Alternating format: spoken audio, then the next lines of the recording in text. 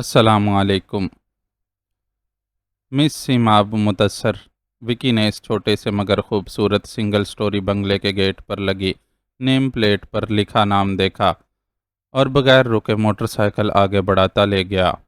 مس سیماب عرف سیمی کے بنگلے کے گیٹ پر اسے کوئی چوکیدار تو دکھائی نہیں دیا تھا، لیکن سیکیورٹی کیمرہ ضرور موجود تھا۔ نظر سے جو معلومات حاصل ہوئی تھیں ان کے مطابق بھی سیمی کے بنگلے پر چوکیدار سمیت کوئی مرد ملازم موجود نہیں تھا۔ بس 40-45 سال کی ایک پختہ عمر عورت تھی جو تنہا اندر باہر کے سارے کام انجام دیتی تھی۔ ان کاموں میں سیمی کے کلائنٹس کو ڈیل کرنا بھی شامل تھا، اور بظاہر ملازمہ ہونے کے باوجود سب اس کے ساتھ عزت و احترام سے پیش آتے تھے، کیونکہ سیمی کی یہی خواہش تھی۔ بہرحال ملازمہ اس کے لیے کوئی مسئلہ نہیں تھی۔ اسے اعتماد تھا کہ اول تو دونوں عورتیں کوئی مسئلہ پیدا کر ہی نہیں سکیں گی، لیکن اگر کوئی مسئلہ ہو ہی گیا تو وہ سنبھال لے گا۔ اپنے اسی اعتماد کے سبب وہ کسی کو ساتھ بھی نہیں لایا تھا۔ اس کا خیال تھا کہ اصل افرادی قوت کی اصغر کو ضرورت تھی، جو میرو کی لوکیشن ٹریس ہونے کے بعد اس کی طرف روانہ ہونے والا تھا۔ سیمی کے بارے میں اس کے پاس حتمی رپورٹ تھی کہ وہ بس ایک ملازمہ کے ساتھ تنہا رہتی ہے، جبکہ میرو جیسے گنڈے اپنے ساتھ 2-4 حالی موالی ضرور رکھتے ہیں۔ ان سے نمٹنے کے لیے اصغر کے ساتھ نفری ہونا ضروری تھی۔ میں آ رہا ہوں مس سیمی، بنگلے کی پشت پر پہنچ کر وہ زیر لب بڑبڑایا اور اپنی مخصوص بندروں والی پھرتی کے ساتھ دیوار چڑھ کر دوسری طرف کود گیا۔ بنگلے کے اندر خاموشی تھی۔ اگر اس نے پورچ میں کھڑی گاڑی نہ دیکھی ہوتی تو یہی گمان کرتا کہ مس سیمی کہیں باہر گئی ہوئی ہے۔ وہ پچھلی طرف کی کھڑکیوں کو ٹٹولتا اندر جانے کا راستہ تلاش کرنے لگا، لیکن کھڑکیوں پر اندر کی طرف لوہے کی مضبوط گرل لگی ہوئی تھی۔ وہ پچھلی دیوار کے ساتھ چلتا ہوا پہلو میں آ گیا اور وہاں یکدم اسے ایک چھوٹا دروازہ نظر آیا۔ یہ شاید کچن کا دروازہ تھا جو اس وقت بند تھا، لیکن دروازے پر آٹومیٹک لاک کی موجودگی نے اسے خوش کر دیا۔ جن دروازوں پر اس قسم کے لاک لگے ہوں ان کو عموماً اندر سے کنڈی نہیں لگائی جاتی، اور وہ لاک آرام سے کھل سکتا تھا۔ اسی ارادے سے اس نے جیب سے ایک تار برآمد کر کے تالے کے سوراخ میں ڈالنا چاہا، لیکن اگلے ہی لمحے وہ چونک گیا۔ اس کا ہاتھ لگنے سے دروازہ ذرا سا اندر کی طرف دب گیا تھا، جس کا مطلب تھا کہ وہ سرے سے لاک ہی نہیں تھا۔ شاید اکیلی ہر کام انجام دینے والی ملازمہ سے غفلت ہو گئی تھی۔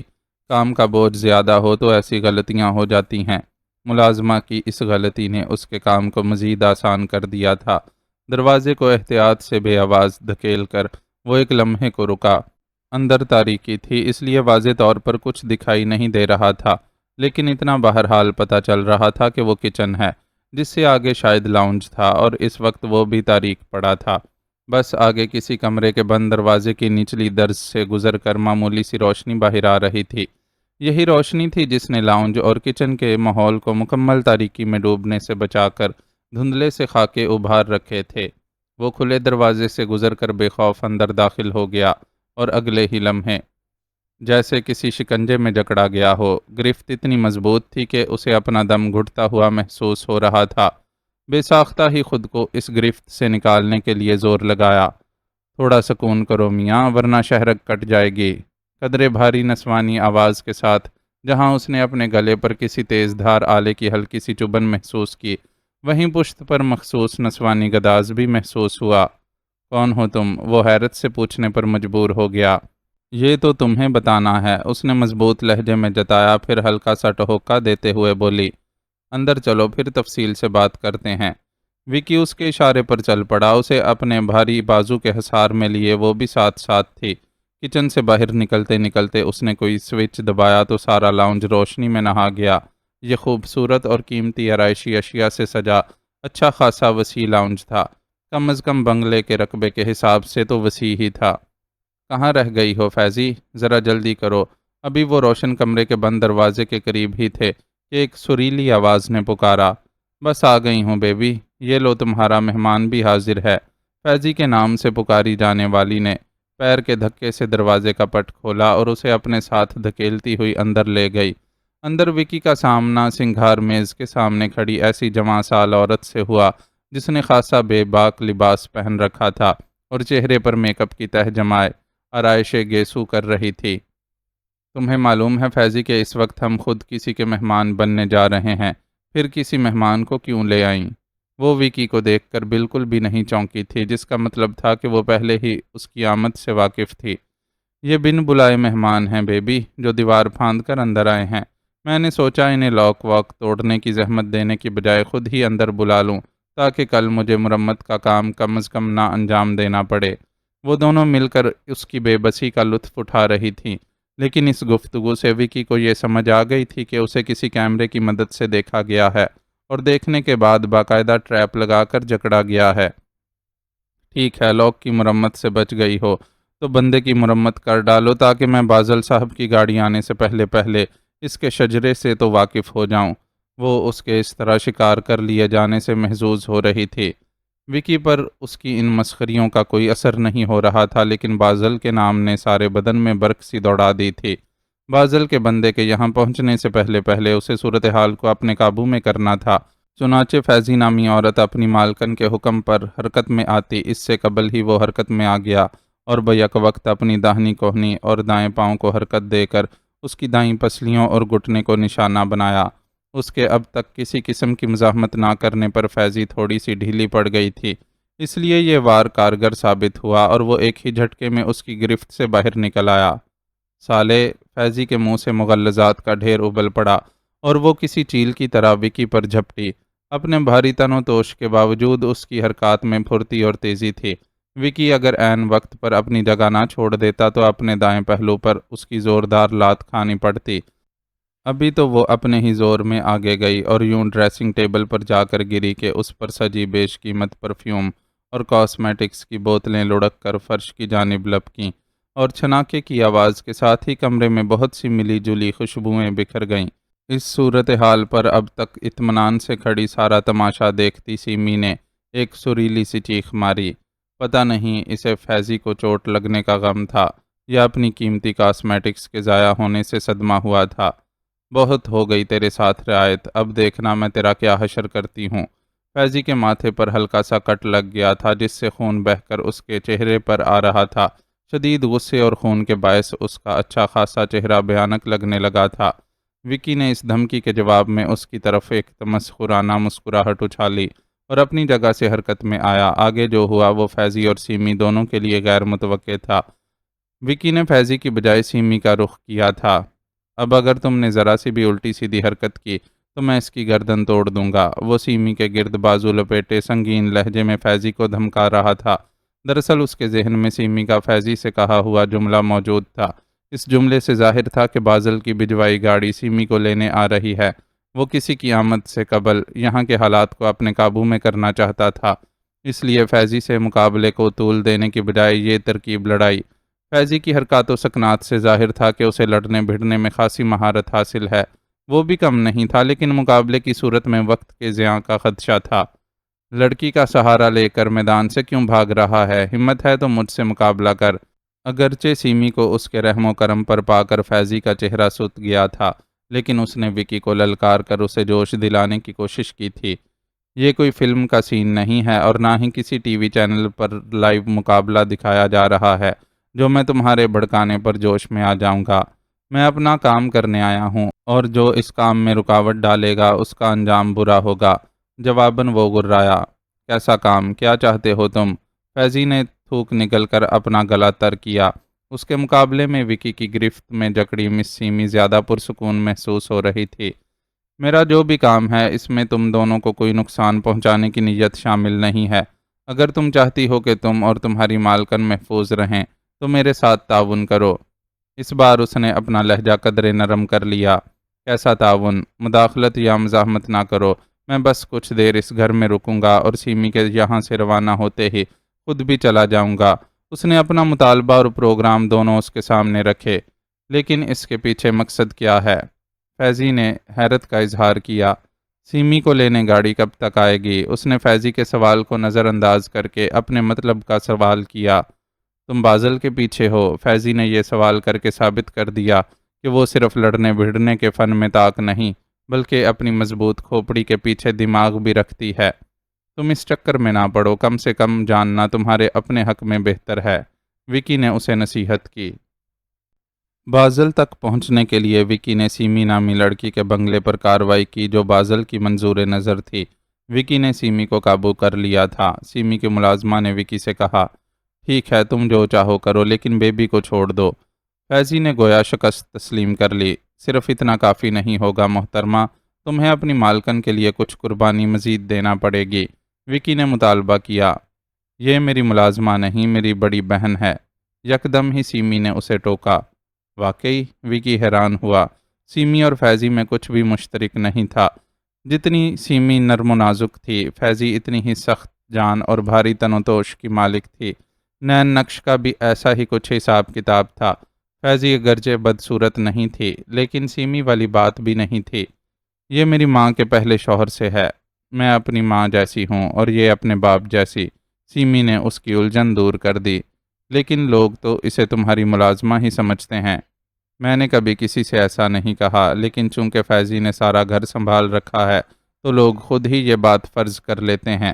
فیضی کسی کے سامنے تردید نہیں کرتی، لیکن اگر کوئی میرے سامنے اسے ملازمہ کہے تو میں حقیقت ضرور بتاتی ہوں۔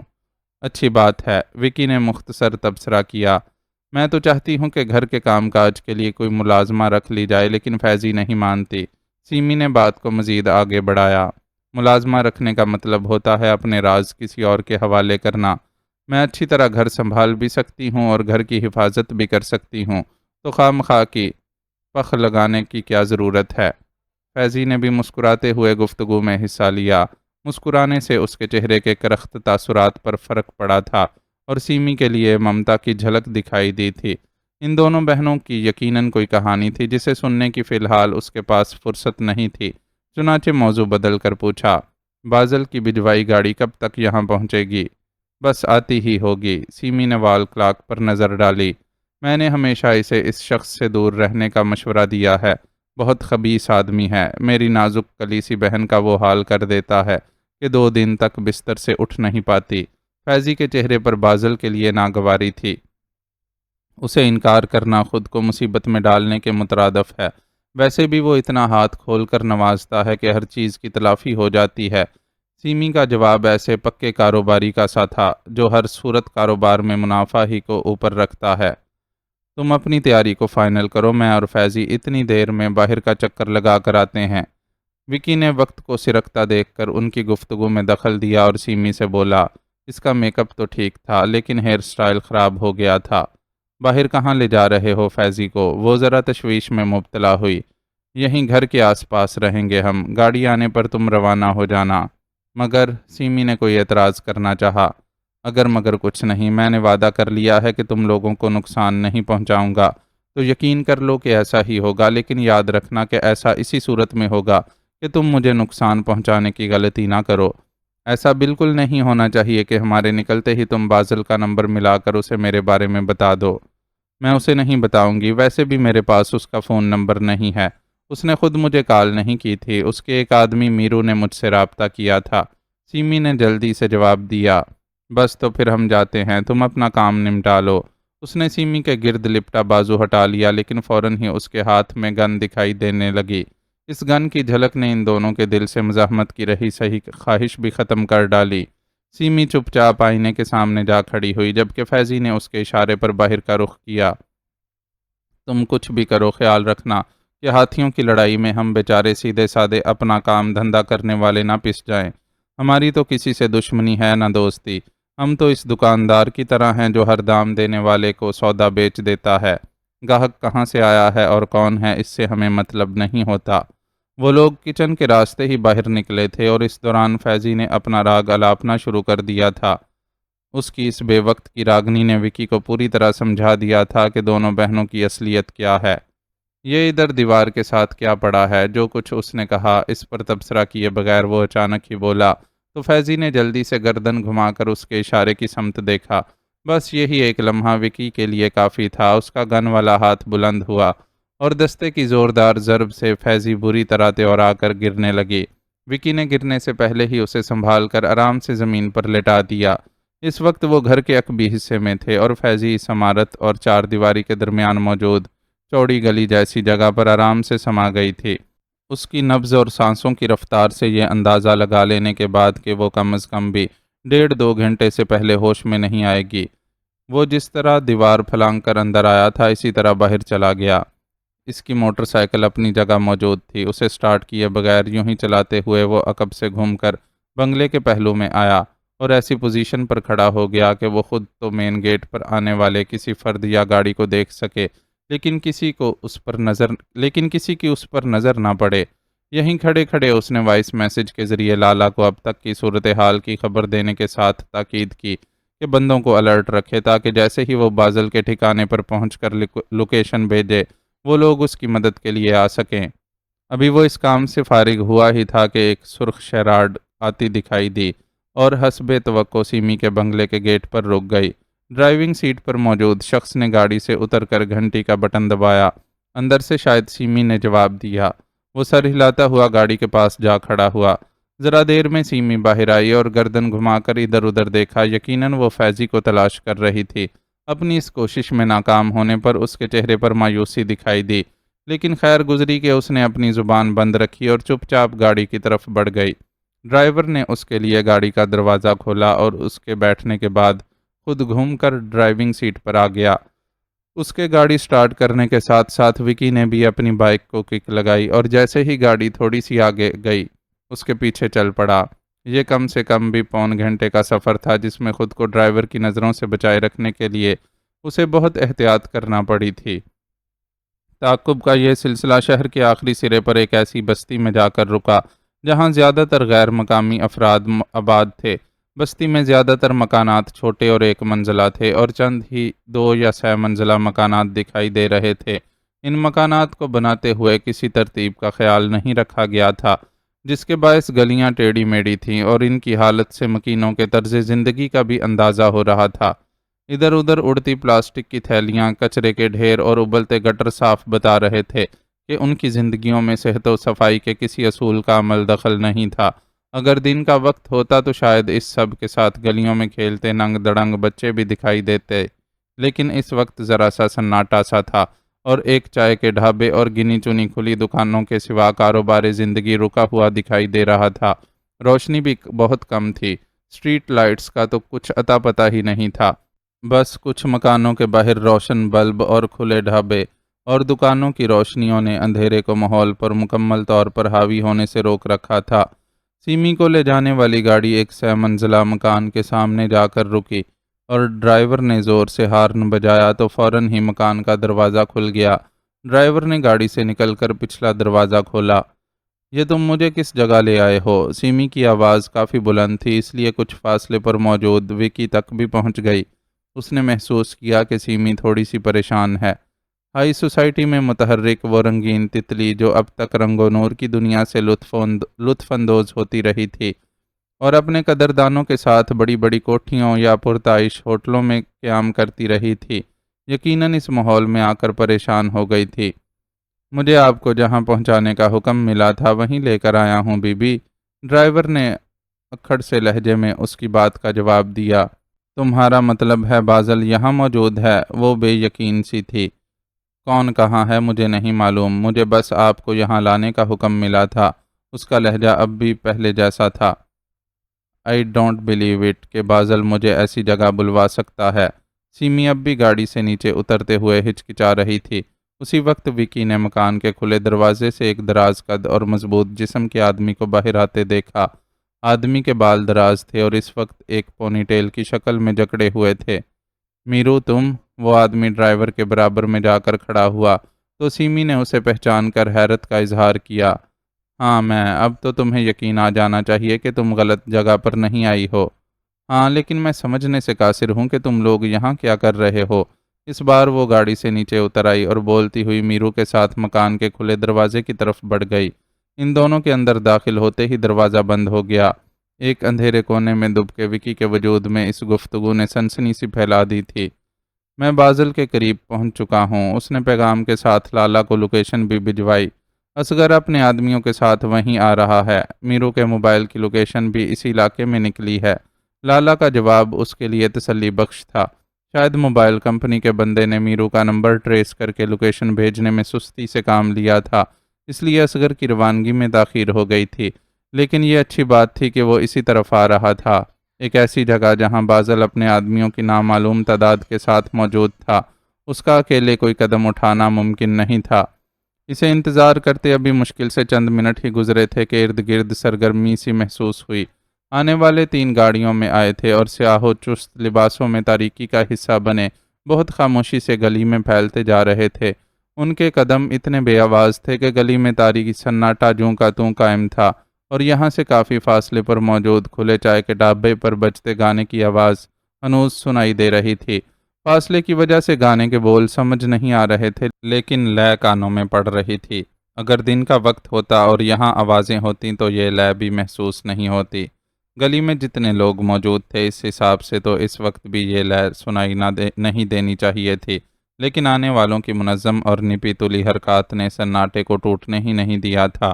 وکی جو پہلے لمحے پر انہیں اپنے ساتھی سمجھ کر اپنی کمین گاہ سے نکلنے لگا تھا، ایک بار پھر واپس دبک گیا۔ وہ اپنے ساتھیوں کے کام کرنے کے انداز سے واقف تھا، اس لیے جان گیا تھا کہ آنے والے اجنبی ہیں، ایسے اجنبی جن کا ٹارگٹ وہی تھا۔ اس نے فوری طور پر کوئی ایکشن لینے کے بجائے خاموشی سے صورتحال کا جائزہ لینے کا فیصلہ کیا اور چپکے سے اصغر کو چند ہدایات بھیج دیں۔ کسی غلطی کی گنجائش نہیں ہوگی میڈم، آپ بالکل بے فکر رہیں۔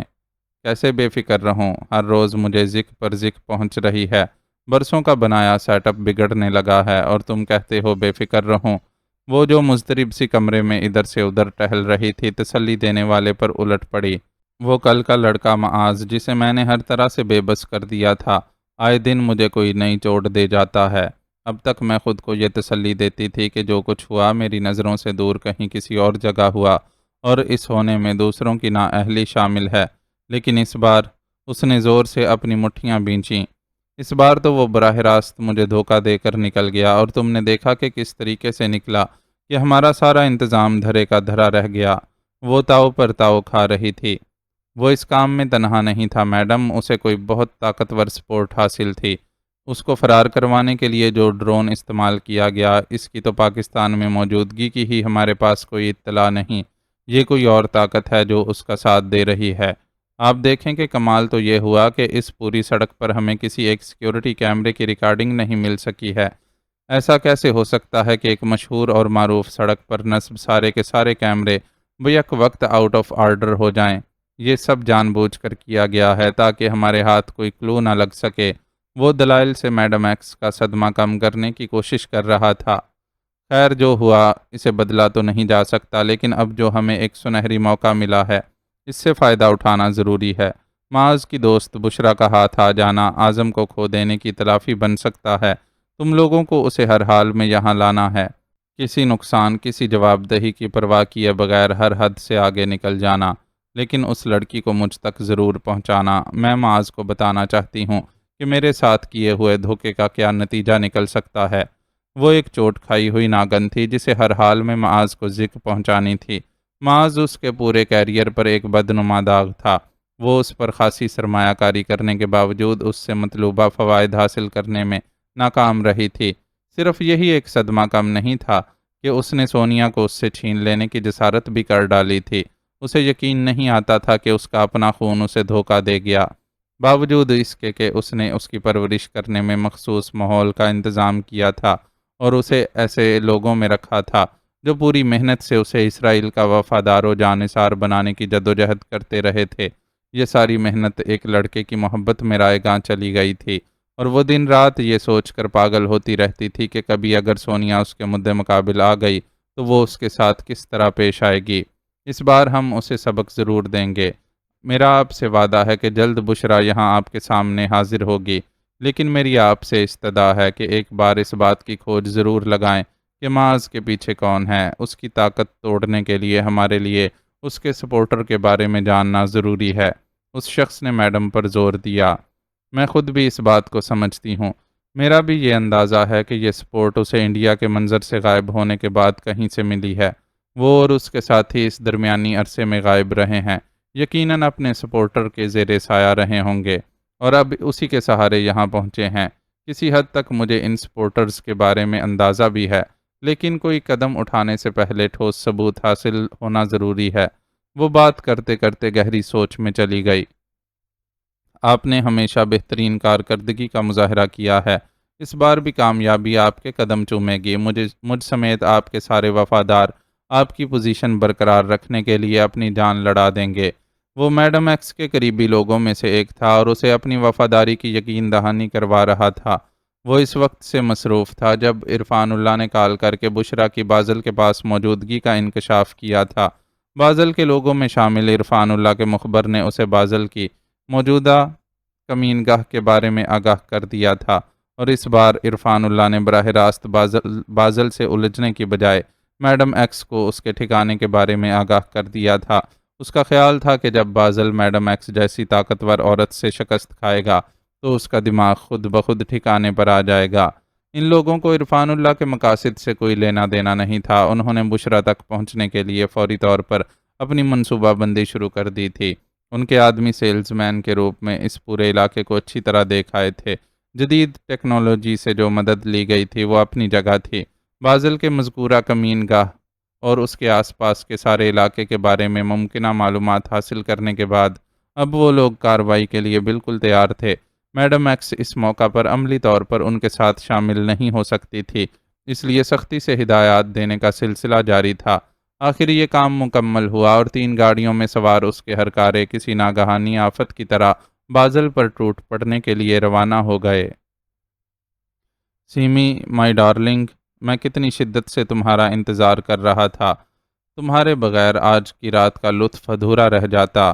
میرو کی میت میں جیسے ہی سیمی کمرے میں داخل ہوئی، بازل نے اسے دیکھ کر ہانک لگائی اور گلے لگا کر پرتپاک استقبال کیا۔ کیسے ادھورا رہ جاتا؟ تمہاری پکار پر سیمی تمہاری خدمت میں حاضر نہ ہوتی یہ تو ممکن ہی نہیں تھا۔ وہ اگرچہ اندر سے پریشان تھی، لیکن اس کے کاروبار کا اصول تھا کہ اپنی پریشانی کو خود تک محدود رکھ کر گاہک کو ہر حال میں خوش رکھا جائے۔ تمہاری یہی ادا تو مجھے بار بار تمہاری یاد دلاتی ہے، ورنہ یہاں تو سالی ایسی عورتیں بھی ہیں جنہیں آسائشوں سے لاد دو پھر بھی آپ کی وفادار نہیں بنتی۔ اسے مہناز یاد آ گئی تو تلخ لہجے میں بولا، دنیا کی بے شمار عورتوں کو چکھ لینے کے باوجود اس کے لیے مہناز ہمیشہ خاص عورت رہی تھی۔ وہ ساری دنیا کے تجربات کرنے کے بعد پلٹ کر اس کی طرف ضرور جاتا تھا اور اس کے خاص ہونے کے انعام کے طور پر اسے بے تحاشا نوازتا بھی تھا، لیکن یہ بات کبھی نہیں سمجھ سکا تھا کہ اس کا اور مہناز کا تعلق ضرورت اور مجبوری کا تھا۔ اسے اپنی تسکین کے لیے مہناز کی ضرورت تھی، تو مہناز بھی اپنے معاشی مسائل حل کرنے کے لیے اسے برداشت کرنے پر مجبور تھی۔ ضرورت اور مجبوری کے اس سنگم میں بھلا وفاداری کا کیا ذکر تھا؟ اور ایسے میں مہناز اسے چھوڑ کر کسی مظلوم کے ساتھ کھڑی ہو گئی تھی تو یہ کوئی غیر متوقع یا تعجب خیز بات نہیں تھی۔ کسی بے وفا کو یاد کرنے میں اپنا وقت کیوں برباد کرتے ہو؟ بس اسے دیکھو جو تمہیں اہمیت دیتا ہے۔ سیمی کے لیے عورت کی بے وفائی کا رونا روتا مرد کوئی انوکھا تجربہ نہیں تھا۔ اسے ایسے بے شمار مرد ملے تھے جو کسی کی بے وفائی کا غم بلانے کے لیے اس کی باہوں کا سہارا لیتے تھے۔ ایسوں کا غم غلط کرتے ہوئے وہ ہر بار دل میں ہنستی تھی کہ محبوب کی بے وفائی کا شکوہ کسی عورت کی باہوں میں کرنے والا خود وفا کے کس درجے پر ہوتا تھا۔ دیکھ رہا ہوں اور پوری رات دیکھوں گا، لیکن پہلے اس پدی کا تو شوربہ بنا دوں جو بازل کو نیست و نابود کرنے کا خواب دیکھ رہی تھی۔ اس نے سیمی کی ٹھوڑی کے نیچے 2 انگلیاں رکھ کر اس کا چہرہ اوپر اٹھایا اور اس کی آنکھوں میں آنکھیں ڈال کر بولا، یہ وہی ہوس اور غلاظت سے بھری ہوئی آنکھیں تھیں جن سے شریف زادیاں تو شریف زادیاں سیمی جیسی کال گرل بھی خائف ہو جاتی تھی۔ میں سمجھی نہیں۔ سیمی نے اس کے چہرے پر موجود پراسرار مسکراہٹ کو الجھ کر دیکھا۔ وہ دیکھو، بازل نے اس کے شانے تھام کر اس کا رخ بدلا۔ وہ جو کمرے میں داخل ہوتے ہی بازل کی طرف متوجہ ہو گئی تھی اور ارد گرد کا جائزہ لینے کی زحمت نہیں کی تھی، مشکل سے اپنی چیخ روک سکی۔ یہ کون ہے؟ اس نے ایک رسی کی مدد سے چھت سے الٹے لٹکتے اس نحیف سے وجود کی طرف اشارہ کیا جس کا چہرہ اچھا خاصا بدصورت تھا۔ یہ وہ چیونٹی ہے جو بازل کو کاٹنے کے شوق میں مسلی گئی ہے، پھر بھی اپنے شوق سے دستبردار نہیں ہوئی۔ میں نے فیصلہ کیا ہے کہ آج اس کا کافی و شافی علاج کر دیا جائے، وہ طنز سے بولا۔ جواب میں سیمی نے الٹے لٹکے وجود کی آنکھوں میں گہری نفرت امڑتی دیکھی۔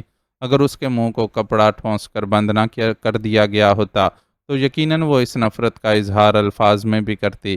سیمی اس صورتحال پر ایک جھرجری سی لے کر رہ گئی، لیکن بازل کو اس کی کیفیت کا اندازہ نہ ہوا اور اس کی کمر کے گرد اپنا بازو لپیٹتے ہوئے بولا، کم آن بیبی، اس رات کو مزید پرلطف بنانے کے لیے پہلے لال پری سے دل بہلاتے ہیں۔ وہ اسے اپنے ساتھ لگائے اس صوفے تک لے گیا جس کے سامنے پڑی ہوئی میز پر پینے پلانے کے لوازمات، بھنے گوشت کے پارچے اور خشک میوہ جات سجے تھے۔ دیکھ رہی ہو یہ نعمتیں، یہ سب میرے وفادار میرو کا بندوبست ہے۔ ہم مرد عورتوں کی طرح بے وفا نہیں ہوتے کہ ذرا سے حالات بدلتے ہی اپنی وفاداریاں بدل لیں۔ ہم ساتھ نبھاتے ہیں۔ میرو بھی ایک ایسے وقت میں میرا ساتھ دے رہا ہے جبکہ میرے حالات مکمل طور پر بدل چکے ہیں۔ دیکھو اس کمرے کو غور سے دیکھو، کیا باہر سے گزرتا کوئی شخص اندازہ لگا سکتا ہے کہ اس پھٹیچر محلے کے اس معمولی سے مکان میں بازل کو ایسا شاندار سجا سجایا کمرہ اور ایسی شاندار نعمتیں مل سکتی ہیں؟ اس نے کمرے میں موجود قیمتی اشیاء کی جانب ہاتھ گھماتے ہوئے آخر میں میز پر سجے لوازمات پر لا کر روکا۔ اس موقع پر سیمی کو پہلی بار احساس ہوا کہ بازل ذہنی طور پر ڈسٹرب ہے اور پہلے سے ہی اچھا خاصا پیے ہوئے ہے۔ وہ حالات سے واقف نہیں تھی کہ زبان سے اسے تسلی دیتی، چنانچہ اپنے ہاتھ کی گردش سے اس کے تناؤ کو کم کرنے کی کوشش کرنے لگی۔ جام بناؤ، بازل نے اسے حکم دیا تو ہونٹوں پر ایک مصنوعی مسکراہٹ سجائے وہ اس کام میں جت گئی۔ گھر پر جو کچھ اس کے اور فیضی کے ساتھ بیتا، اس کا ذکر بازل کے سامنے کرنے کا جو تھوڑا بہت خیال دل میں موجود تھا وہ بھی نکل گیا۔ بازل کا کچھ پتہ نہیں تھا کہ وہ سب سن کر اپنے خراب موڈ کا سارا نزلہ اسی پر گرا دیتا۔ باس، ابھی سیمی نے جام تیار کر کے بازل کے ہونٹوں سے لگایا ہی تھا کہ میرو جو سیمی کو یہاں چھوڑنے کے بعد واپس چلا گیا تھا، کچھ گھبرایا ہوا سا وارد ہوا۔ کیا بات ہے بے، یہ تیرے چہرے پر ہوائیاں کیوں اڑ رہی ہیں؟ بازل نے اسے تیز نظروں سے گھورا۔ حسن کی کال آئی ہے، وہ آپ کے حکم پر چاول کے گودام میں پہنچنے والا مال وہاں سے شفٹ کروانے گیا تھا۔ پیکنگ دیکھتے ہی اسے شک ہوا کہ یہ وہ مال نہیں ہے جو ہونا چاہیے تھا۔ اس نے کارٹنز کھلوا کر دیکھے تو اندر سے کپڑا، دھاگا اور دوسری الا بلا نکلی۔ اب وہ پوچھ رہا ہے کہ آگے کیا کرنا ہے۔ میرو نے ایک سانس میں ساری بات بتا ڈالی۔ کیا کرنا ہے؟ مجھ سے کیا پوچھتے ہو؟ تم لوگوں میں خود عقل نہیں کہ اس سالے مینیجر نذر حسین کی گردن دبوچو؟ اس وقت اس کے سوا ہمارے ساتھ یہ دھوکہ کوئی اور کر ہی نہیں سکتا۔ بازل سیمی کو پرے دھکیل کر دھاڑتا ہوا کھڑا ہو گیا۔ اس کے اس اچانک رد عمل پر نہ صرف سیمی صوفے پر لڑک گئی بلکہ اس کے ہاتھ میں موجود جام بھی الٹ گیا جس سے بہنے والے مشروب نے صوفے کے ساتھ ساتھ قالین کے کچھ حصے کو بھی خراب کر ڈالا تھا۔ میں دیکھتا ہوں۔ میرو باہر کی طرف دوڑا۔ بازل کو اس طرح کوئی نہیں ہرا سکتا۔ میں دیکھ لوں گا۔ میں اپنے ایک ایک دشمن کو دیکھ لوں گا۔ وحشت زدہ سا بازل بلند آواز میں چیخا اور جنونی سی کیفیت میں چھت سے الٹی لٹکی بشرا کی طرف بڑھا۔ سیمی نے یہ دیکھ کر اپنے منہ پر ہاتھ رکھ لیا تھا کہ اس کے ہاتھ میں تیز دھار والا ایک چھوٹا سا چاقو دبا ہوا ہے۔ اس نے اس چاقو سے بشرا کے بازو پر ایک زوردار وار کیا۔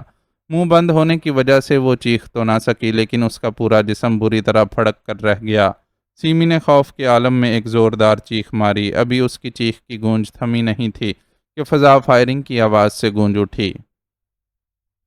وکی کے دیکھتے ہی دیکھتے گلی میں گھومتے اجنبی سائے بازل کی کمین گاہ کو گھیر چکے تھے اور اب اس پر حملہ آور ہونے کے لیے پوری طرح تیار نظر آ رہے تھے۔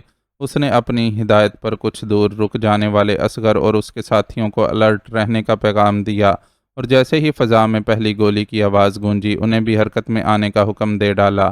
یہ اس کے حکم کا نتیجہ تھا کہ حملہ آوروں کی گاڑیوں پر اچانک ہی دھاوا بول دیا گیا۔ گاڑیوں میں موجود افراد کی توجہ کا اصل مرکز اپنے ساتھیوں کی کارروائی تھی، چنانچہ اصغر اینڈ کمپنی کا حملہ ان کے لیے قطعی غیر متوقع ثابت ہوا۔ اصغر اور اس کے ساتھیوں نے بھی کچھ ایسی تیزی دکھائی کہ انہیں سنبھلنے اور کچھ سمجھنے کا موقع ہی نہیں ملا اور پہلے ہی حلے میں وہ ریت کی بھربھری دیوار کی طرح ڈھہ گئے۔ وکی اس ساری کارروائی سے قبل حملہ آوروں کے ساتھ ہی شامل ہو کر مکان میں داخل ہونے میں کامیاب ہو چکا تھا۔ اب مکان کے اندر موجود افراد کی طرف سے بھی رد عمل میں فائرنگ کی جا رہی تھی لیکن وہ اس جوابی کارروائی میں تاخیر کا شکار ہو گئے تھے۔ یہ ان کی حماقت تھی کہ بازل کی یہاں موجودگی کے باوجود پہرے اور حفاظت کا ایسا کوئی خاص انتظام نہیں کیا تھا کہ علاقے اور گلی میں ہونے والی مشکوک حرکات و سکنات سے پیشگی آگاہ ہو کر کوئی مؤثر کارروائی کر پاتے۔ اپنی اس غفلت کا انہیں بھیانک نتیجہ بھگتنا پڑ رہا تھا۔ حملہ آور خطرناک ہتھیاروں اور پوری تیاری کے ساتھ آئے تھے اور منٹوں میں سیکنڈوں میں چھا گئے تھے، لیکن ان کے لیے بھی باہر ہونے والی فائرنگ ایک غیر متوقع صورتحال تھی۔ باہر کیا ہو رہا ہے؟ میں باہر موجود ساتھیوں سے رابطے کی کوشش کر رہا ہوں لیکن ان کی طرف سے کوئی جواب نہیں مل رہا۔ وکی، جس نے ان لوگوں کے ساتھ شامل ہو کر اندر داخل ہونے کے سوا کسی کارروائی میں حصہ نہیں لیا تھا اور وہیں نچلی منزل پر ہی ایک محفوظ گوشے میں دبک گیا تھا، اپنے قریب سے سنائی دینے والی سرگوشی پر متوجہ ہوا۔ دو سیاہ پوش اس کے قریب موجود تھے، لیکن نچلی منزل کی روشنیاں بجھا دیے جانے کے باعث وہ پہلے انہیں نہیں دیکھ سکا تھا۔ شاید ان کے کچھ ساتھی باہر کہیں چھپے ہوئے تھے، جن کی موجودگی کا ہمیں علم نہیں ہو سکا، اور اب انہوں نے ہی ہمارے ساتھیوں کے خلاف کارروائی شروع کر دی ہے۔ ہمیں باہر جا کر اپنے ساتھیوں کی مدد کرنی ہوگی۔ دوسرے سائے کے لہجے میں بھی تفکر تھا۔ یہاں کے معاملات باقی ساتھی سنبھال لیں گے، ہم باہر جا کر دیکھتے ہیں۔ پہلے والے نے تجویز دی تو دونوں نے باہر کی طرف پیش قدمی کی۔ یہی موقع تھا جب وکی نے اپنی گن نکالی اور ان پر فائرنگ کر دی۔ ایک کی پشت اور دوسرے کے کولہے میں گولیاں پیوست ہوئیں اور دونوں چیختے ہوئے زمین بوس ہو گئے۔ کیا سچویشن ہے؟ اوپری منزل سے ہنوز فائرنگ اور چیخو پکار سنائی دے رہی تھی۔ وکی نے اندھیرے میں آنکھیں پھاڑ کر سیڑھیوں پر نظر رکھتے ہوئے باہر موجود اصغر سے رابطہ کیا۔ سب کنٹرول میں ہے، اس نے رپورٹ دی۔ کچھ ساتھیوں کو باہر نگرانی پر چھوڑ کر اندر آؤ، اس نے حکم جاری کیا۔ اسی وقت سیڑھیوں پر ایک سایہ لہرایا، اس نے ہاتھ سیدھا کیا اور اس طرف ایک فائر جھونک دیا۔ سایہ ایک کرہ چیخ کے ساتھ لڑکھڑاتا ہوا سیڑھیوں سے نیچے آ رہا تھا۔ نیچے گرنے کے بعد اس نے حرکت نہیں کی، لیکن پہلے گولی کھا کر گرنے والوں میں سے وہ جس کے کولہے میں گولی لگی تھی کچھ دیر بے حس و حرکت پڑے رہنے کے بعد خود پر قابو پا چکا تھا۔ اپنی جگہ پڑے پڑے اس نے وکی کی کمین گاہ کا بھی اندازہ لگا لیا تھا اور اب چپکے سے نیچے گر جانے والی اپنی گن ٹٹول کر اپنے قبضے میں کر لینے کے بعد اس کو نشانہ بنانے کی طاق میں تھا۔ اس کی مجبوری تھی کہ وہ جس جگہ گرا ہوا تھا اس جگہ پڑے پڑے درست نشانہ لگانا ممکن نہیں تھا۔ چنانچہ زخم سے اٹھتی شدید ٹیسوں کو ہونٹ بینچ کر برداشت کرتے ہوئے اپنے جسم کو ذرا سا اوپر اٹھایا۔ وکی کو داخلی راستے سے اپنے ساتھیوں کے سوا کسی کی آمد کا خدشہ نہیں تھا، اس لیے اپنی ساری توجہ سیڑھیوں اور اوپر سے آتی آوازوں پر مرکوز کر رکھی تھی۔ اسے قطعی علم نہیں تھا کہ اس پر کون سی آفت ٹوٹ پڑنے کے لیے تیار ہے۔ علم اس وقت ہوا جب فائر کی تیز آواز اور اپنی پشت میں اترنے والے دہکتے لوہے کی تکلیف یکجان ہوئی۔ نیچے گرنے سے قبل وہ صرف یہ دیکھ سکا کہ اس کے ساتھی مکان کے کھلے دروازے سے اندر داخل ہوئے ہیں اور انہوں نے اسے نشانہ بنانے والے کو سر میں گولی مار کر جہنم رسید کر دیا ہے۔ جب تک اصغر اس تک پہنچا اس کا سانس سینے میں اٹکنے لگا تھا۔ شہزادے! اصغر روشنی کی کمی بلکہ تقریباً تاریکی کے باوجود سیدھا لپک کر اس کی طرف آیا اور اس کے نیچے گرے ہوئے وجود کو اپنی باہوں میں سمیٹنے کی کوشش کی۔ اس کے ہاتھوں نے فوراً اس کے جوان خون کی گرمی اور چپچپاہٹ کو محسوس کیا۔ روشنی کا روئے، نتائج کی پرواہ کیے بغیر وہ حسب عادت جملے میں ایک عدد گالی ٹانکتے ہوئے پوری شدت سے دھاڑا۔ فوراً ہی ایک ٹارچ روشن ہوئی اور اس سے نکلنے والی روشنی کے حلقے نے تیزی سے بہتے خون اور وکی کی الٹتی آنکھوں کو اپنی گرفت میں لیا۔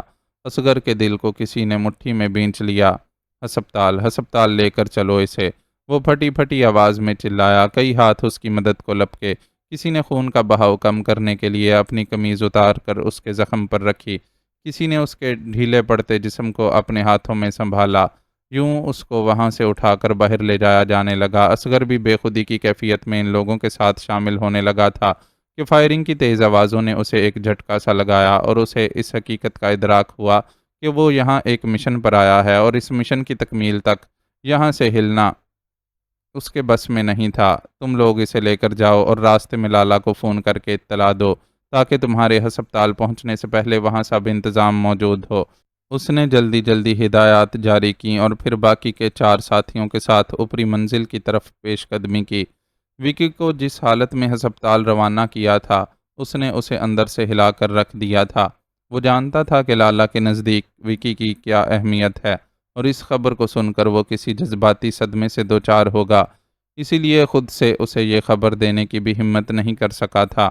پھر یہاں فرصت بھی کہاں تھی؟ فائرنگ کی آوازوں سے کان سنسنائے جا رہے تھے، لیکن یہ بہرحال محسوس ہو رہا تھا کہ اوپر اب مزاحمت دم توڑ رہی ہے۔ وہ ایک دوسرے کو کور دیتے ہوئے اوپر پہنچے۔ لینڈنگ پر پہنچتے ہی ان پر گولیاں برسائی جانے لگیں۔ اصغر نے نیچے بیٹھ کر خود کو ان گولیوں کی زد میں آنے سے بچایا۔ اس دوران وہ دیکھ چکا تھا کہ فائرنگ کرنے والا سیڑھیوں کے اختتام پر بائیں جانب موجود ہے اور اس نے وہیں سے نکل کر ان پر فائر کیا تھا۔ وکی کو گولی لگنے کے بعد سے اس کے دماغ میں پہلے ہی چنگاریاں پھوٹ رہی تھیں۔ اس وقت غم و غصے نے مل کر اسے جنون میں مبتلا کر دیا اور نتائج کی پرواہ کیے بغیر کسی بگولے کی طرح باقی رہ جانے والے چند قدمچے طے کر کے اوپر پہنچا اور دوبارہ فائر کرنے کی حسرت دل میں لے کر اپنی کمین گاہ سے نکلنے والے دشمن کو گولیوں سے بھون کر رکھ دیا۔ اس کے ساتھ ہی جو اس کی اس جنونی پیش قدمی پر لمحہ بھر کے لیے دم بخود رہ گئے تھے، تیزی سے حرکت میں آئے اور خود بھی جارحانہ انداز اختیار کیا۔ ان کی اسی تیزی اور جارحیت نے پھر کسی کو ان کے سامنے ٹکنے نہیں دیا۔ لمحوں میں میدان صاف کر کے وہ بلائی منزل کا جائزہ لینے لگے۔ وہاں زیادہ تر لاشیں تھیں یا چند ایک انتہائی زخمی افراد۔ بازل کا کہیں کوئی اتا پتہ نہیں تھا۔ ایک کمرے میں داخل ہو کر اصغر دھک سے رہ گیا۔ اس کے سامنے بشرا چھت سے بندھی رسی سے الٹی لٹکی ہوئی تھی اور اس کے عین نیچے کارپٹ پر خون کا بڑا سا دبا دکھائی دے رہا تھا۔ یہ خون بشرا کے جسم سے بہتا ہوا نیچے گر رہا تھا اور بالکل ایسا منظر تھا جیسے کسی بکرے کو کھال اتارنے کے لیے لٹکایا گیا ہو۔ اس نے پھرتی سے آگے بڑھ کر اس کے لٹکے ہوئے جسم کو تھام لیا۔ اس کا لمس پا کر بشرا نے آنکھیں کھولیں تو اسے تھوڑا سا اطمینان ہوا کہ وہ زندہ ہے۔ وہ چھت کے راستے سے بھاگا ہے۔ میں نے سنا تھا وہ اور میرو چھت پر جانے کی بات کر رہے تھے۔ اس نے بہت دھیمی آواز میں اٹک اٹک کر اصغر کو بتایا تو وہ اس کے نام لیے بغیر ہی سمجھ گیا کہ وہ بازل کی بات کر رہی ہے۔ بازل اور اس کے ساتھی کو اوپر چھت پر دیکھو۔ اسے امید نہیں تھی کہ بازل اب اسے مل سکے گا، پھر بھی اپنے 2 آدمیوں کو اوپر دوڑایا اور خود وہ 2 افراد کے ساتھ مل کر بشرا کو نیچے اتارنے لگا۔ اس دوران اس نے جائزہ لے لیا تھا کہ گولی اس کے کندھے میں لگی ہے اور زخم سے زیادہ خون کا وہ بہاؤ خطرناک ہے جس نے اس کے چہرے کو زرد کر ڈالا ہے۔ نیچے اتارنے کے مختصر سے عرصے میں وہ دوبارہ آنکھیں بند کر چکی تھی اور اصغر کا اندازہ تھا کہ وہ بے ہوش ہے۔ اس نے اسے بھی اسی ہسپتال منتقل کرنے کا حکم جاری کیا جہاں وکی کو لے جایا گیا تھا۔ وہ سب ممکنہ تیزی کا مظاہرہ کرتے ہوئے گاڑیوں میں منتقل ہوئے۔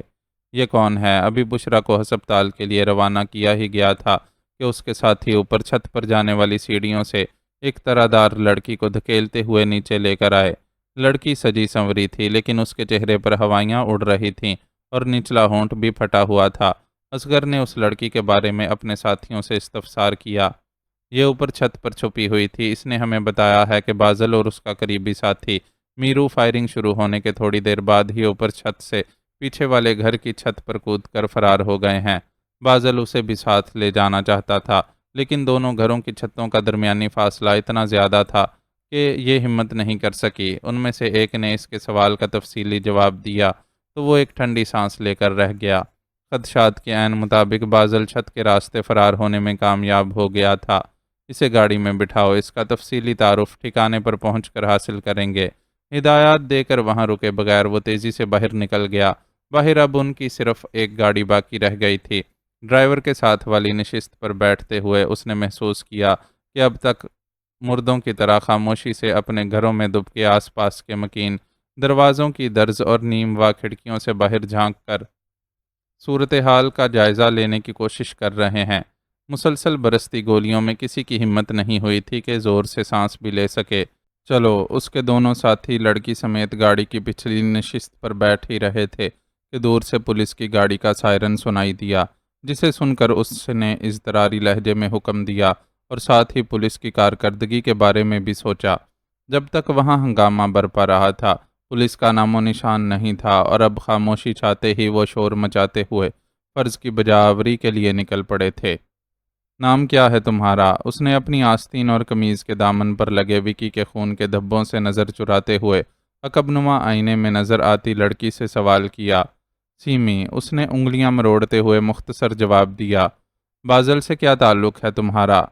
دوست سمجھ لو، اس نے ہچکچاتے ہوئے جواب دیا تو اصغر کو خود بخود اس کی حیثیت کا ادراک ہو گیا۔ یہاں اس جگہ کیوں اس سے ملنے آئی تھی؟ گلیوں میں چکراتے وہ اس علاقے سے کچھ دور نکل آئے تھے لیکن اب بھی پولیس موبائل کے سائرن کی ہلکی آواز کانوں تک پہنچ رہی تھی، بلکہ اب اس آواز میں ایمبولینس کا سائرن بھی شامل ہو گیا تھا۔ وہ جرم کی دنیا کا فرد تھا اور بغیر دیکھے بھی جائے وقوعہ کا منظر جانتا تھا۔ افسران کی تیز آوازیں، کچے پکے ماہرین کی کارروائیاں، فون کی بجتی گھنٹیاں، میڈیا کی بھاگ دوڑ، لاشوں اور زخمیوں کی جائے وقوعہ سے منتقلی، آس پاس والوں کے بیانات اور دوسری دسیوں پنچایتیں جس کا کہیں کوئی نتیجہ نہیں نکلنا تھا۔ روزی روٹی کا معاملہ ہے، جہاں سے بھی بلاوا آئے پہنچ جاتے ہیں۔ اس کے جواب نے اصغر کے اندازے کی تصدیق کر دی۔ تمہارا ہونٹ کیسے پھٹا؟ اصغر کو اس کے متعلق معلومات حاصل کرنے سے اتنی دلچسپی نہیں تھی جتنا وہ سوال و جواب کے اس سلسلے میں الجھ کر اپنا دھیان بٹانے کی کوشش کر رہا تھا۔ پھر بھی رہ رہ کر اس کی نظر اپنے لباس پر موجود خون کے دھبوں پر چلی جاتی تھی، اور جتنی بار ایسا ہوتا تھا اس کا دل پوری شدت سے سکڑ کر پھیلتا تھا۔ وہ جو لالا کی ناک کا بال اور ان سب کی آنکھوں کا تارا تھا، جس طرح رکتی سانسوں کے ساتھ ہسپتال کے لیے روانہ کیا گیا تھا، اسے سوچ سوچ کر اسے اپنی سانسیں رکتی ہوئی محسوس ہوتی تھیں۔ وہ چاہتا تھا کہ فون کر کے کسی سے اس کا حال احوال دریافت کر لے، لیکن ہر بار ہمت ٹوٹ جاتی تھی کہ جانے دوسری طرف سے کیا سننے کو مل جائے۔ ایسے میں موبائل تھر تھرایا تو وہ لرز ہی گیا اور یوں پھٹی پھٹی نظروں سے سکرین کی طرف دیکھنے لگا جیسے کسی عفریت کو دیکھ لیا ہو۔ میں نے بازل کے کہنے پر چھت پر سے کودنے سے انکار کیا تھا تو اس نے غصے میں مجھے زور سے دھکا دیا تھا۔ میں جا کر ایک دیوار سے ٹکرا گئی اور میرا ہونٹ پھٹ گیا۔ سیمی اس کی کیفیت سے بے خبر اسے اس کے سوال کا جواب دے رہی تھی، لیکن وہ سن ہی کہاں رہا تھا۔ اندیشوں اور وسوسوں میں ڈوبا اس کا دماغ اس وقت فون کی سکرین کے سوا باقی پوری دنیا سے کٹ چکا تھا۔ معاذ لالا کے ٹھکانے پر پہنچ کر معاذ کا سب سے پہلے جارو سے سامنا ہوا اور اس نے اسے دیکھتے ہی خوشگوار حیرت کے ساتھ گلے لگا لیا۔ کہاں چلے گئے تھے یار؟ ہم سب یہ سوچ سوچ کر تمہارے لیے اتنے پریشان تھے کہ تم نے اپنے ہاتھوں سے خود کو میڈم ایکس کے حوالے کر دیا ہے، اور اب وہ جانے تمہارے ساتھ کیسا سلوک کر رہی ہوگی۔ اسے گلے سے لگائے لگائے جارو نے بولنا شروع کیا تو جذباتی انداز میں بولتا ہی چلا گیا۔ آرام سے یار، سب کے ساتھ مل کر بیٹھتے ہیں تو میں ایک ساتھ ہی سب کو ساری تفصیل سنا دیتا ہوں۔ معاذ کا مزاج کافی حد تک خوشگوار تھا کہ کرنل سکندر بخت سے ہونے والی ملاقات نے اس کے ذہن کو ہلکا پھلکا کر دیا تھا، اور بہت سے مسائل میں گرے ہونے کے باوجود زندگی میں کچھ آسانی محسوس ہونے لگی تھی۔ اس وقت تو میرے اور لالا کے سوا کوئی قریبی ساتھی موجود ہی نہیں ہے۔ جارو نے کچھ ڈھیلے ڈالے انداز میں اسے اطلاع دی۔ کیوں، کہاں گئے سب؟ وہ اس کے ساتھ اندر کی طرف جاتے ہوئے ٹھٹکا۔ بس نکلے ہوئے ہیں کسی نہ کسی کام سے۔ جارو کو خیال آیا کہ وہ خود جانے کن حالات سے گزر کر یہاں پہنچا ہے، ایسے میں ایک دم سے اسے یہاں درپیش مسائل سے آگاہ کرنا مناسب نہیں، اس لیے بات کو ٹال گیا۔ بشرا کا کچھ پتہ چلا؟ اس کے ٹالنے سے کیا ہوتا تھا؟ معاذ نے سب سے پہلا سوال ہی وہ کیا جو سب سے نازک تھا۔ میں کہہ رہا ہوں مجھے یہاں سے جانے دو، تم نہیں جانتے کہ وہ کتنے شفاق لوگ ہیں۔ میری غلطی کی سزا وہ میرے گھر والوں کو دیں گے۔ اس کی سماعتیں ابھی جارو کے جواب کی منتظر تھیں کہ لاؤنج میں داخل ہوتے ہی ایک حواس باختہ شخص سے سامنا ہوا۔ بظاہر وہ شخص قیمتی لباس میں تھا اور چہرے مہرے سے پڑھا لکھا بھی دکھائی دے رہا تھا، لیکن ایک عجیب سی بے چینی نے اس کی پوری شخصیت کو گھیر رکھا تھا، اور اسی بے چینی کو لہجے میں سموئے وہ جارو سے مخاطب ہوا تھا۔ اس نے جارو کے ساتھ اس کی موجودگی کو یوں نظر انداز کر دیا تھا جیسے اسے دیکھا ہی نہ ہو۔ میں تمہارے گھر والوں سے بات کروا چکا ہوں اور تم انہیں کسی محفوظ مقام پر منتقل ہونے کی ہدایت کر چکے ہو، پھر اتنی بے چینی کیوں؟ جارو نے اسے گھورا۔ پتہ نہیں انہیں حالات کی سنگینی کا صحیح سے احساس ہوا بھی ہے یا نہیں، کہیں ایسا نہ ہو کہ قیمتی ساز و سامان کو ساتھ سمیٹ کر لے جانے کی فکر میں وہ لوگ وقت ضائع کر دیں۔ اس کی پریشانی ہنوز برقرار تھی۔ اگر اس کے دونوں پیر ایک کرسی کے پائے سے جکڑ کر نہ بٹھایا گیا ہوتا تو وہ شاید اٹھ کر یہاں سے بھاگنے کی کوشش کرتا۔ ٹھیک ہے، میں ایک بار پھر انہیں تمہاری طرف سے پیغام بھجوا دیتا ہوں۔ جارو نے اسے تسلی دی اور موبائل پر کسی سے رابطہ کرنے لگا۔ تم مجھے ان کے پاس کیوں نہیں جانے دیتے؟ میں خود انہیں کسی محفوظ مقام پر منتقل کروں گا تو مجھے اطمینان ہوگا۔ وہ کسی طور راضی ہونے کو تیار نہیں تھا۔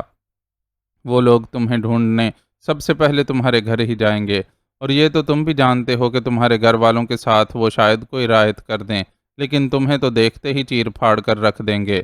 اس بار جارو نے قدرے برہمی سے اسے سمجھایا۔ لیکن ویکن کچھ نہیں۔ اگر اب تم نے مجھے تنگ کیا تو میں تمہیں اس آرام دہ اور صاف ستھری جگہ سے اٹھوا کر کسی سٹور روم میں بند کروا دوں گا، وہ بھی منہ میں کپڑا ٹھونس کر۔ جارو نے اسے بولنے کا موقع نہیں دیا اور جھنجھلا کر دھمکی دی۔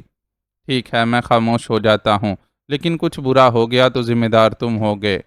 نہیں، ذمہ دار ہر صورت میں تم خود ہوگے، کیونکہ تمہاری چوائس تھی کہ اپنی زندگی کے مسائل کو شارٹ کٹ کے ذریعے حل کرنے کے لیے جرائم پیشہ لوگوں کے اعلی کار بن جاؤ۔ جارو نے اسے تلخی سے جواب دیا اور معاذ کو بازو سے تھام کر دوسرے کمرے میں لے گیا۔ یہ کون تھا؟ معاذ نے استفسار کیا۔ عرفان اللہ کی ایک کمپنی کا مینیجر۔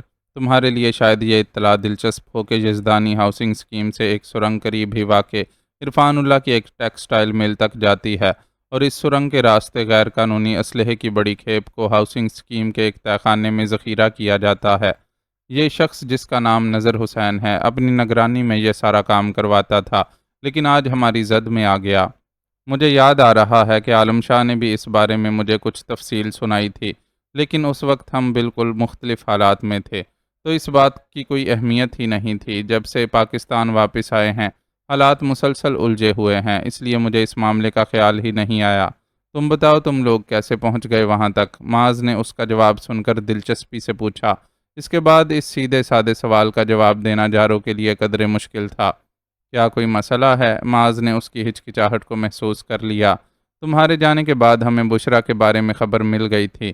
ہمارے اندیشوں کے برخلاف وہ کسی مشکل میں نہیں بلکہ اپنی ایک پرانی سہیلی راہیلہ کے گھر تھی۔ یہ تو اچھی بات ہے، میں جانتا ہوں راہیلہ کو، وہ بشریٰ کے ساتھ یونیورسٹی میں بھی تھی۔ وہ وہاں تھی لیکن پھر کیا؟ معاذ اس کے انداز پر بے چین ہوا۔ راہیلہ اور اس کے شوہر آصف کی زبانی ہمیں جو معلومات حاصل ہوئی ہیں، ان کے مطابق مہناز کا موبائل فون بازل کے ہاتھ لگ گیا تھا۔ اس نے اس موبائل فون کے ذریعے بشریٰ کو ٹریپ کیا، اور جس وقت راہیلہ اور آصف بشریٰ کو مہناز کے اپارٹمنٹ میں چھوڑنے جا رہے تھے، راستے میں گھات لگا کر بشریٰ کو اغوا کر لیا گیا۔ مطلب بشریٰ اس وقت بازل کے قبضے میں ہے؟ معاذ بے قراری سے بولا۔ ایسا ہی ہے۔ کیا بشریٰ کو بھی اسی ہاؤسنگ اسکیم میں رکھا گیا تھا؟ معاذ نے اندازہ لگایا۔ ہاں، لیکن جب تک ہم وہاں پہنچے بازل بشریٰ اور اپنے ساتھیوں سمیت وہاں سے غائب ہو چکا تھا۔ البتہ ہم نے خفیہ سرنگ اور اسلحے کا ذخیرہ دریافت کر لیا۔ جارو اسے تفصیلات سے آگاہ کرنے لگا۔ لالا نے اپنے کچھ آدمی نگرانی کے لیے ہاؤسنگ اسکیم پر چھوڑ دیے ہیں، لیکن اس معاملے میں کنفیوز ہے کہ اس اسلحے کے بارے میں کس ادارے کو اطلاع دیں۔ پولیس کی طرف سے وہ مطمئن نہیں ہے۔ یہ کوئی مسئلہ نہیں ہے، میں ابھی یہ پریشانی دور کر دیتا ہوں، لیکن پہلے لالا سے مل لوں۔ ہاں آ جاؤ، وہ بھی تمہیں دیکھ کر خوش ہوگا، جارو نے جواب دیا، اور دونوں ساتھ ساتھ چلتے لالا کے پاس پہنچ گئے۔ لالا اسے دیکھ کر واقعی خوش ہو گیا، لیکن اس سے کوئی استفسار نہیں کیا کہ وہ اب تک کہاں تھا اور کیسے واپس آیا۔ جارو بتا رہا تھا کہ آپ یزدانی ہاؤسنگ اسکیم سے ملنے والے اسلحے کے بڑے ذخیرے کی بابت پریشان ہیں کہ اسے کس حکومتی ادارے کے حوالے کیا جائے۔ میرے پاس آپ کے اس مسئلے کا حل موجود ہے۔ اس نے لالا کو کرنل سکندر بخت اور ان کے خفیہ ادارے کے بارے میں آگاہ کیا۔ اگر تم مطمئن ہو تو ضرور انہیں اطلاع دو اور ان سے جلد از جلد ایکشن لینے کے لیے کہو، کیونکہ کچھ پتہ نہیں کہ کب بازل کو اس بات کی خبر ہو جائے کہ اسلحہ تہہ خانے سے نکال کر اس کی بتائی ہوئی جگہ پر منتقل نہیں کیا گیا ہے اور ہنوز وہیں موجود ہے۔ اگر ایسا ہوا تو وہ اس کے حصول کے لیے اپنے آدمی دوڑا دے گا، اور میرے پاس فی الحال اتنے آدمی نہیں ہیں کہ اس کے آدمیوں کا مقابلہ کر سکیں۔ لالا کے لہجے میں پریشانی سی تھی۔ کیا کوئی مسئلہ ہے، کوئی ایسی بات جسے مجھ سے چھپایا جا رہا ہو؟ اس نے باری باری جھارو اور لالا کے چہروں کو دیکھا۔ میں تمہیں تفصیل بتاتا ہوں، لیکن پہلے تم اپنے کرنل صاحب سے بات کر لو اور ضروری تفصیلات بھی طے کر لو، تاکہ میں ہاؤسنگ اسکیم میں موجود اپنے بندوں کو ان لوگوں کی آمد کے متعلق آگاہ کر سکوں۔ ٹھیک ہے، جیسا آپ چاہیں۔ اس نے لالا سے بحث نہیں کی اور طے شدہ طریقہ کار کے مطابق کرنل صاحب سے رابطہ کرنے لگا۔ رابطہ ہو گیا تو انہیں مختصراً کال کرنے کے مقصد سے آگاہ کیا۔ انہوں نے اسے تیز ترین کارروائی کا یقین دلانے کے ساتھ کچھ ضروری ہدایات جاری کیں۔ جتنی دیر میں وہ اس کال سے فارغ ہوا، لالا بھی کہیں بات کرنے میں مصروف رہا۔ اس نے اسے کرنل صاحب کی ہدایات کے بارے میں آگاہ کیا۔ ٹھیک ہے، میں اپنے آدمیوں کو بتا دیتا ہوں۔ لالا نے فوراً ایک اور کال لگائی۔ وہ اس کال سے فارغ ہوا تو معاذ اسے سوالیہ نظروں سے دیکھ رہا تھا۔ بشریٰ کو وہ مردود بازل اپنے ساتھ کسی ٹھکانے پر لے گیا ہے۔ اس وقت اصغر اور وکی کے ساتھ ہمارے لوگ اسے چھڑوانے کے لیے گئے ہوئے ہیں۔ دونوں طرف کے لوگوں کا ٹکراؤ ہو چکا ہے، بلکہ وکی نے مجھے بتایا تھا کہ کوئی تیسری پارٹی بھی میدان میں موجود ہے۔ تم خود ہی اندازہ لگا سکتے ہو کتنا زبردست مارکا چھڑا ہوا ہوگا۔ بس اسی لیے میں تھوڑا سا پریشان ہوں۔ لالا نے اسے آگاہ کیا۔ وہ لوگ کہاں ہیں؟ میرے خیال میں مجھے بھی وہاں جانا چاہیے۔ معاذ مضطرب سا اپنی جگہ سے کھڑا ہو گیا۔ میں وقفے وقفے سے رپورٹ لے رہا ہوں۔ اصغر اور وکی سے تو فی الحال بات نہیں ہو سکتی، لیکن باہر موجود ایک بندے نے سب ٹھیک چلنے کا اشارہ دیا ہے۔ لالا نے اسے آگاہ کیا۔ اسی وقت اس کے سامنے میز پر رکھے مختلف موبائل فونز میں سے ایک فون بجنے لگا۔ لالا نے ایک نظر اسکرین پر ڈالی اور بڑبڑایا، الینا۔ اس نے اس وقت کیسے کال کر لی؟ کیا حال ہے بٹیا؟ آج اس وقت کیسے یاد آ گئی؟ ذہن الجھا ہوا ہونے کے باوجود اس نے علینا کی کال ریسیو کر لی اور لہجے کو بشاش بناتے ہوئے اس سے مخاطب ہوا۔ بس دل میں آیا کہ بات کی جائے تو کال ملا لی۔ علینا نے لاڈ سے جواب دیا، اور وہ ہمارا شیر پتر کیسا ہے؟ تمہیں زیادہ تنگ تو نہیں کرتا؟ لالا کی پوری کوشش تھی کہ اس سے معمول کے انداز میں بات کی جائے۔ ویسے تو تنگ نہیں کرتا، لیکن آج بہت ستا رہا ہے۔ صبح سے پتہ نہیں کیوں روئے جا رہا ہے۔ ابو حکیم صاحب کے پاس بھی لے گئے تھے۔